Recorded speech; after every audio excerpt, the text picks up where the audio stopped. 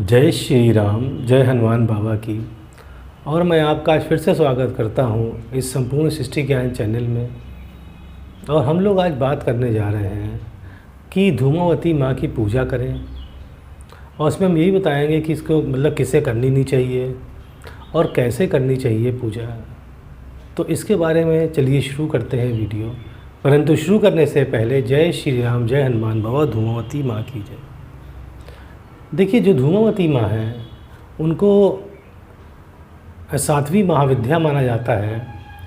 और जो माँ का जो वर रूप है वो बहुत ही दुखदाई है, बूढ़ा है, दरिद्र है और भूखा है। और माँ का जो वर्ण है, माँ का जो रंग है वो सफ़ेद है, श्वेत है, केश खुले हैं, अस्त व्यस्त हैं।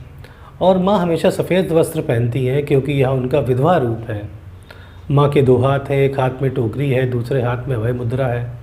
और माँ का शरीर अत्यंत बूढ़ा है और पूरा झुर्रियों से भरा है माँ का शरीर। माँ जो है एक रथ पे बैठी है जिसमें घोड़ा नहीं जुता हुआ है, और रथ के ऊपर एक कौवा बैठा है। और माँ के मुख पे जो भाव है वो बेचैनी के हैं, व्याकुलता और दुखी होने के हैं। तो देखिए, ऐसा माँ का स्वरूप है। और ये भी कहा जाता है कि जो धूमावती माँ है उनका सौम्य रूप नहीं, उनका उग्र रूप माना जाता है। और ये भी मतलब एक बात ध्यान रखने योग्य है कि जो सुहागनें औरतें होती हैं वो न माँ के दर्शन करती हैं, धूमावती माँ के, और ना ही उनकी पूजा करती हैं। तो मतलब जिनकी शादी नहीं हुई हो और जो जेंट्स हों वही इनकी पूजा कर सकते हैं। अब देखिए, इनकी पूजा कैसे करनी है हम आपको बताते हैं।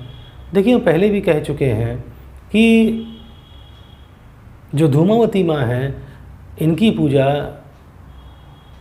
तांत्रिक या तामसिक विधि से की जाती है, जिससे करने वाले को सिद्धि मिल जाए और उसकी बहुत सारी शक्तियाँ बढ़ जाएं।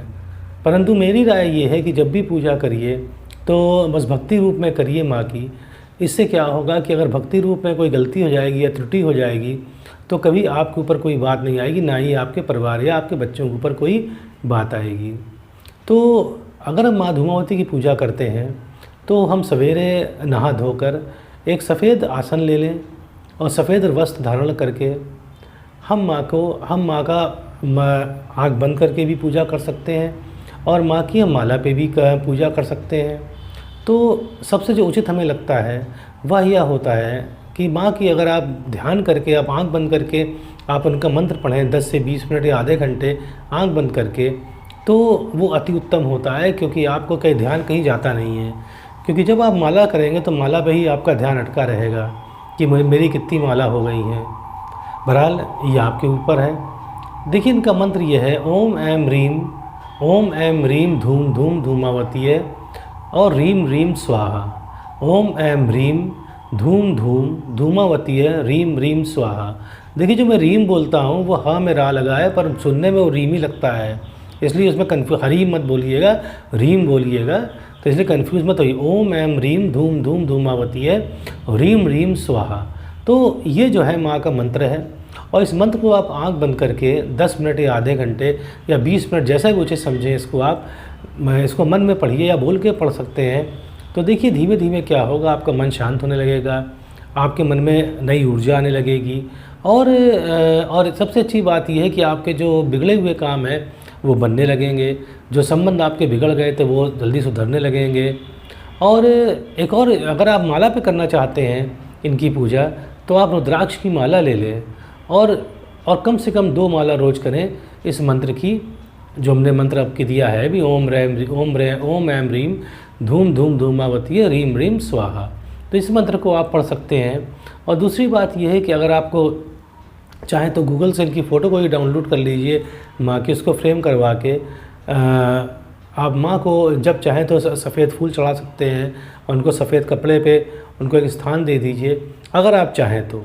परंतु मेरी यही राय है कि आप इनका मंत्र पढ़िए, आँख बंद करके पढ़िए, और एक थोड़ा सफ़ेद वस्त्र थोड़ा धारण कर लीजिए कोई भी, और सफ़ेद आसन पर बैठ के इनकी पूजा करिए। और रही बात देखिए भोग लगाने की, तो आप सफ़ेद जैसे चावल है या कोई खीर है, सब सफ़ेद चीज़ होती है, वो माँ को आप भोग लगा सकती हैं या लगा सकते हैं। तो देखिए इस प्रकार की सात्विक पूजा करिए, क्योंकि सात्विक पूजा से किसी का नुकसान नहीं होता है। तो उम्मीद है आपको अच्छा लगा होगा। अच्छा लगता है तो सब्सक्राइब करिएगा।